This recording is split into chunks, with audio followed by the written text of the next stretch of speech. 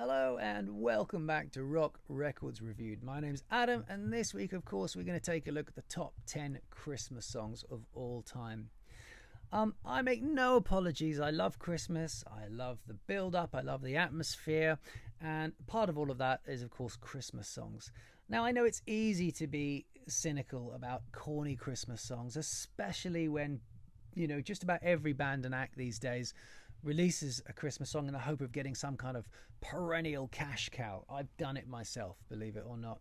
But I do think the best Christmas songs carry some lovely, positive, warm, spiritual energy. And they have the power to lift us and transport us to another time and a different atmosphere. I know the best songs do that anyway, but it seems so much more concentrated with Christmas songs because it's such a more specific time of year and we can always remember where we were and who we were with at certain Christmases. I think because of that, some of this is quite a personal list. There are a couple of sort of stories behind some of these songs, so you have to indulge me a little bit. But I hope it's still an entertaining list, and it still has merit as a Christmas top 10. All of these songs are quite mainstream. You're going to know all of them, I think. I didn't want to get too pretentious and obscure and po-faced about it, so there are no Jethro Tull B-side Christmas madrigals in here, as much as I love the Tull. And also, I perhaps don't need to hear any of these songs ever again in my life. They are pretty overplayed, but I think in some ways that would be sad, because, as I said before, it's Christmas and it's all part of the trimmings. Anyway, look, let's get into it. And at number 10, a song already I know that many people really hate, and that's Christmas Rapping by the Waitresses. The Waitresses were a new wave band from Akron, Ohio. They went from the late 70s to the early 80s. Now, they only ever had two hits, I think. The other one was called I Know What Boys Like. And this came out in the States in 1982, got to number 45 in the charts. It was never released over here as a single, but I think just because it's a great song, really. It's a great Christmas song. It's just become part of the Christmas scenery. I love the delivery and the vocal. It has that real kind of CBGB's New York, couldn't care less about anything kind of delivery.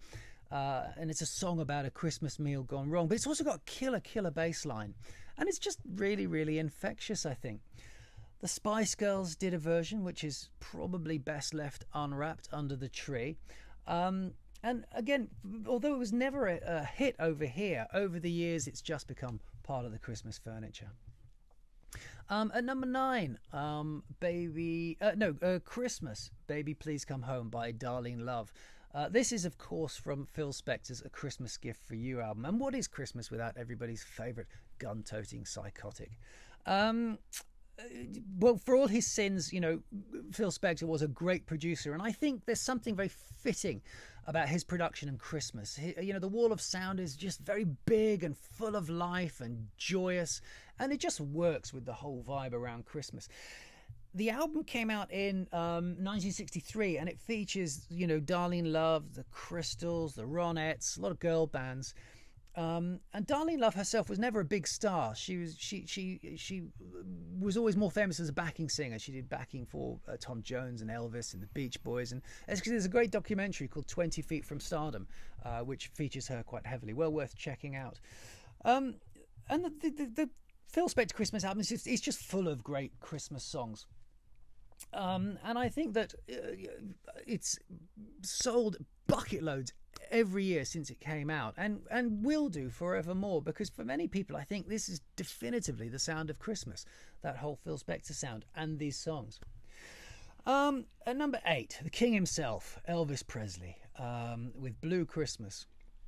I think this is Elvis's first appearance on Rock Records Reviewed, much to my shame, because I love Elvis, and I've loved Elvis ever since I was a kid. Now, the story behind this is my birthday is just before Christmas. I've just had it, and I grew up in the States. I'm half English and half American, and I had been given for my birthday a copy of the Elvis Christmas album.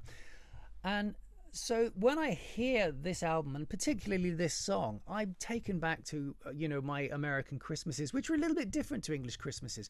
A lot of the music is a little bit different, and eggnog and candy cane. Some of the trimmings are a bit different, and it reminds me of my American relatives and everything. So this one's a bit more of a personal one, but you know, the album came out in 1957, and it's a really good, fun, great Christmas album. It didn't come out as a single in the UK until 1964, but it got to number 11. But this is a great piece of Elvis music. You know, the whole album, it's got Scotty Moore on it, and Bill Black, and DJ Fontana, and the Jordanaires, and all these legends. And I don't think this song is as well known as maybe some of the others, because I think over time it's kind of receded and been overtaken by other great Christmas songs. At number 7, a bit of an odd one this, I'm going to put Frankie Goes to Hollywood with The Power of Love.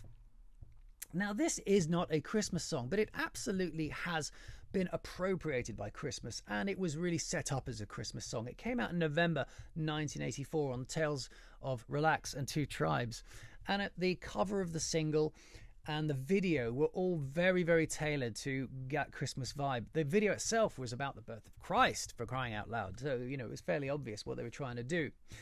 And it ended up being a December number 1, so it was number 1 around Christmas time. It was knocked off the charts by Feed the World, actually. Sometimes a record just gets it right, absolutely gets it right, and I really do think this song has a little bit of magic to it. It has kind of epic spirituality to it, and it feels quite profound. You know, when you're listening to this at Christmas time, and maybe your mind is wandering to things like the birth of Christ and what does it all mean, and what it all means is love, and that's the message of this song, and I love that. You know, its core message that love is the most powerful thing in the universe is one I absolutely adhere to. That and the sound of a 52 Telecaster through a Fender Twin Reverb, the two most powerful things in the universe.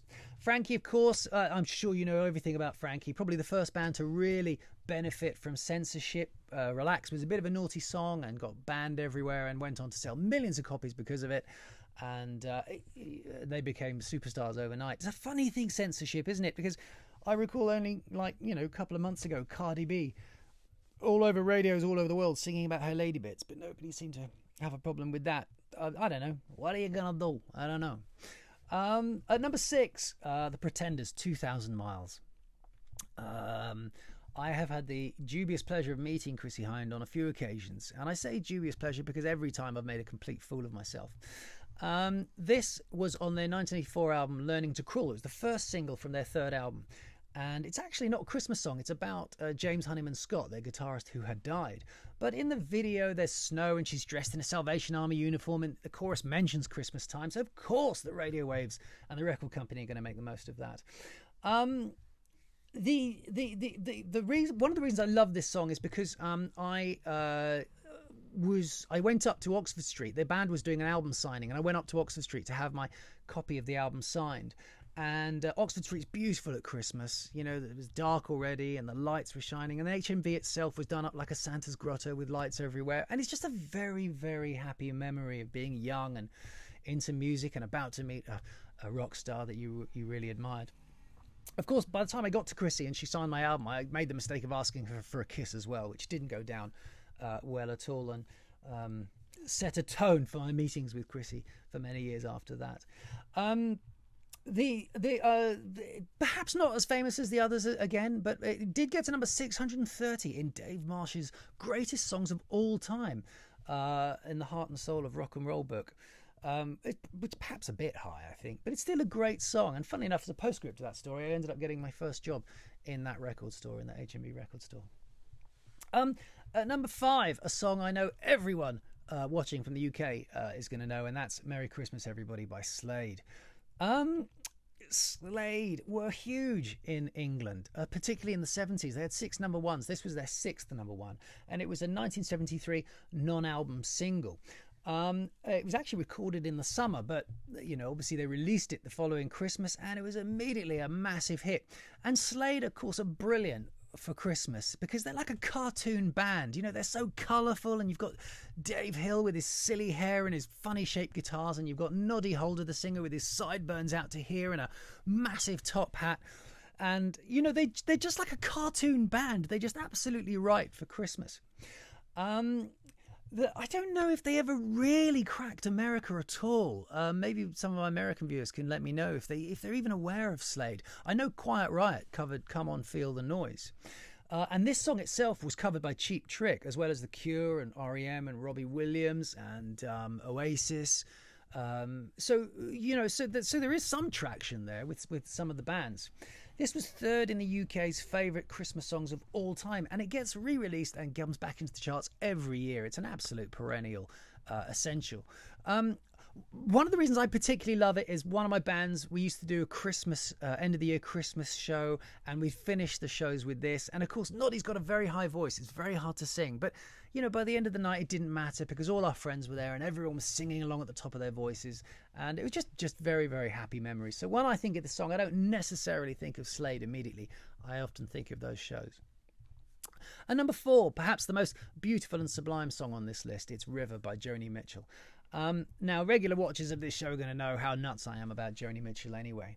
And I think this is a real beautiful, this is a moment of reflection on Christmas Day rather than revelry. This is the song for when you're, you know, getting late in the evening, you're stuffed full of turkey and turkey sandwiches, you've got a brandy in one hand, mince pie in the other, you're sitting in your favourite chair, and you just want to start winding down. So I think it's a real perfect late night Christmas standard. From her 1971 album Blue, and again, it's not really about Christmas. It's kind of set at Christmas, and you've got the lovely Jingle Bell motif in there, and it's about her breakup with Graham Nash of all things. It's the second most covered song in Joni Mitchell's canon after Both Sides Now. Been covered by James Taylor, Barry Manilow, Linda Ronstadt, Judy Collins, and many, many others. A 2019 version over here was covered by, was released by Ellie Goulding, a singer, and that got to number 1. And that just confirms, you know, that the song's magical and lasting appeal, I think. At number 3, I'm going to put Bing Crosby and David Bowie with Little Drummer Boy, Peace on Earth. Now, if you watch my show a lot, you'll know that in all honesty, David Bowie could probably burp Jingle Bells into a paper bag and I'd buy it and call it the greatest Christmas song of all time. But, you know, there's a backstory to this one, which I'll tell you about in a second. But this was, Little Drummer Boy was written in 1941 and Peace on Earth was written for the television special. It was Bing Crosby's Merry Old Christmas show. And the story goes that Crosby, who only died a few weeks after this, so he wasn't very well. He didn't know who Bowie was at all, and Bowie was going through his milk and pepper phase and was very tired and emotional all the time. But they came together, and you know, it's a beautiful little piece of magic. This, I think, it really, really works. You've got Bing with the Little Drummer Boy bit, and then Bowie with the counter melody, and the voices come together really, really beautifully. They got on very well. Bowie was very polite and very deferential to the legend Bing Crosby, and Bing Crosby thought he was a really nice kid. My dad grew up in Savannah, Georgia, and one of his first jobs was a lifeguard, and he saved the life of a boy that he brought back onto the sand. And the boy's father came up, and it was Bing Crosby. So that story reverberated through the years in our household. So I always, you know, was thinking, wow, Bing Crosby, who is this legend? So when I heard he was doing a song with David Bowie, I thought, wow, I've got to go and check that out. Bowie wasn't a huge fan of this song, and the fact that it was eventually released in 1982 by RCA, that the show was in 1977, so it actually came out as a single 5 years later. Bowie wasn't very happy with it, and it was one of the reasons I think he left RCA and ended up going to EMI and doing Let's Dance and you know, reaching new levels of stardom and everything. I think the Bowie estate and RCA have since made up, because it occasionally now pops up on the odd Bowie compilation or box set. At number 2, I'm going to put BandAid with Do They Know It's Christmas, Feed the World. Now, I'm sure you all know the story behind this. Bob Geldof, it's 1984, he comes home from work and he is watching Michael Burke's harrowing dispatch from Ethiopia, and it brings him to tears, and he feels he needs to do something about it. So he calls Major, and they get together and write a song, and then they start going through their address phone books and calling all the people in the pop world they know to sing on the record. The record is pretty much done overnight, comes out, and it's an enormous hit. It goes on to sell 3.8 million copies in the UK, 12 million copies worldwide, and of course was the precursor to Live Aid itself. It's the biggest selling. It was the biggest selling song of all time in the UK until Elton John's "Candles in the Wind" came out. But I think in some ways this is one of the most important songs on this list, not least because of the lives it saved and transformed, because of the money it raised, but also because it led to Live Aid, and Live Aid changed rock and pop music forever. It changed concerts, it changed people's perspectives on rock stars and what rock music could do. I love this song anyway, and it's great fun to just sing at the top of your voice every year. But another reason why I do love this song is at one of my birthdays, just before Christmas, not so long ago, well, actually quite a long time ago now, but again, it was the end of the night. I had all my closest friends there. We were all a few sheets to the wind, and we're all arm in arm, just singing this, which is coming over the DJ's playing at the top of our voices. And it's just a lovely, lovely memory. And that just takes me back to what I was saying at the top of the show about how Christmas is just with the music and the Christmas in the atmosphere, and it's my birthday and we know Christmas is around the corner. It's things like that you take with you through your life as little nuggets of lovely memories. So let's go to number one. And number one is, some of you might not be that surprised to know that it's John Lennon and Yoko Ono and the Plastic Ono Band with Happy Christmas, War is Over. Now, this came out in the States in 1971. It came out in the UK in 1972 and got to number 4. It recorded by Phil Spector again, and with the Harlem Community Choir. Now, of course, I was Beatle mad as a kid, absolutely Beatle mad, as I've said many times before. And hearing this song is very bittersweet for me, because I remember going into school when John Lennon was killed and just trying to get some kind of reaction out of everybody. And they were like, well, I don't know who John Lennon is, or, none of them were that interested. It was so frustrating. So I was thrilled and in a bittersweet way when all his songs started being re-released and they were getting high on the charts and got to number 1 and everything. This got to number 2 when it came out in 1980. So I hear this and I have very bittersweet memories, as I do when I hear Woman and Imagine as well.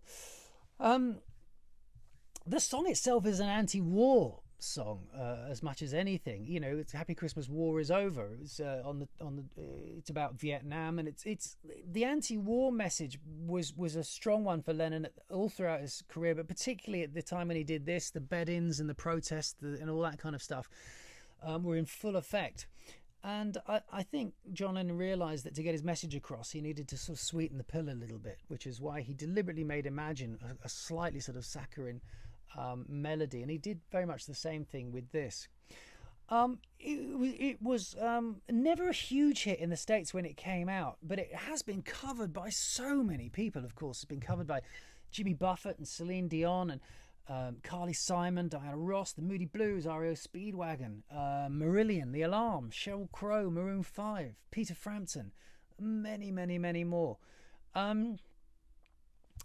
I love the message, I love the melody, I love John Lennon, I even have a soft spot for Yoko Ono. And so this song reminds me of being very, very young, being very naive, but being, absolutely obsessed with music. Funny enough, all 4 Beatles released Christmas songs. Of course, Paul McCartney with Wonderful Christmas Time, which I really like.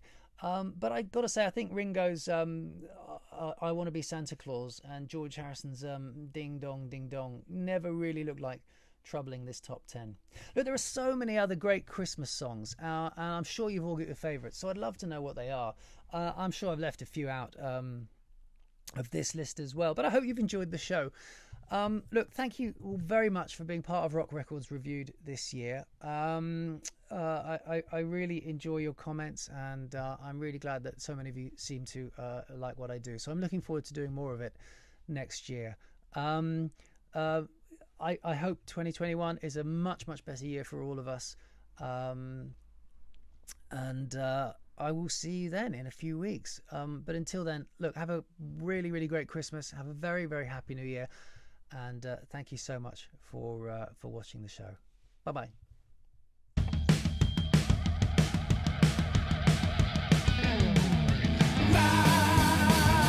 Records Review.